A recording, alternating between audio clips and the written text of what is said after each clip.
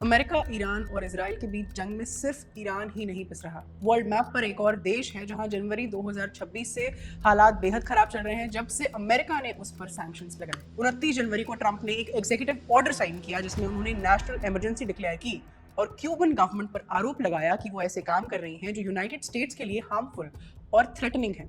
इस ऑर्डर में स्पेसिफिकली बोला गया कि क्यूबा की गवर्नमेंट रशिया, चाइना और ईरान जैसे हॉस्टाइल देशों के साथ अलाइन करती है और कुछ टेररिस्ट ग्रुप्स और एंटी यूएस एक्टर्स को सपोर्ट भी करती है। इस ऑर्डर का असर ये हुआ कि क्यूबा पर एक तरह का ऑयल ब्लॉकेड लग गया। यूएसए ने ऐसे रूल्स बना दिए कि जो भी कंट्री डायरेक्टली या इनडायरेक्टली क्यूबा को तेल देगी उस पर टैरिफ्स या पेनल्टीज लग सकती हैं, जिसकी वजह से मेक्सिको और दूसरे देशों ने अपनी ऑयल शिपमेंट्स रोक दी। यूएस सैंक्शंस के बाद Cuba is undergoing a major crisis और ये बेसिकली एक इकोनॉमिक, एनर्जी और ह्यूमैनिटेरियन प्रॉब्लम का मिश्रण है जो वहां लोगों के रोजमर्रा के जीवन में खासा अड़चने पैदा कर रहा है। सबसे बड़ा मुद्दा है फ्यूल की हैवी शॉर्टेज।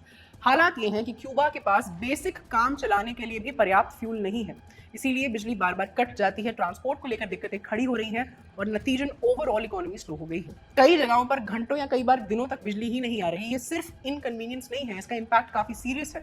हॉस्पिटल्स डिस्टर्ब हो रहे हैं, इंटरनेट और कम्युनिकेशन बंद हो रहा है और जीवन यापन करना ही मुश्किल हो गया है। जब बिजली बार बार कटती है या पावर डिसरप्शंस होते हैं तो बेसिक सर्विसेज भी फेल होने लगती हैं। इस क्राइसिस के चलते क्यूबा में खाना, पानी और दवाओं की भी खासा शॉर्टेज हो गई है।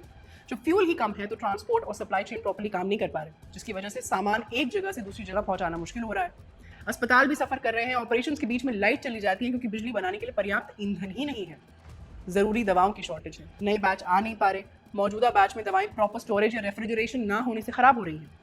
क्यूबा में डेली लाइफ धीरे धीरे खराब होती जा रही है, बेहद खराब।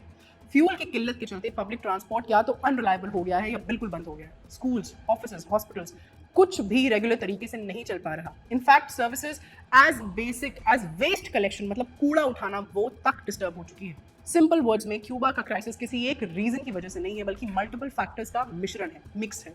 जैसे external pressure, US sanctions, internal weakness, weak system और फॉरेन सपोर्ट पर पुरानी डिपेंडेंस। ये कोई सडन कोलैप्स नहीं है बल्कि एक स्लोली पर लगातार खराब होती सिचुएशन है जहां लोगों का जीवन धीरे धीरे और ज्यादा मुश्किल होता जा रहा है। अभी के लिए सिस्टम प्रेशर में है लेकिन कंप्लीटली टूट नहीं रहा। इसीलिए क्यूबा एक ऐसी सिचुएशन में अटका हुआ है जहां न कोई क्विक सोल्यूशन है, ना ही इजी वे आउट।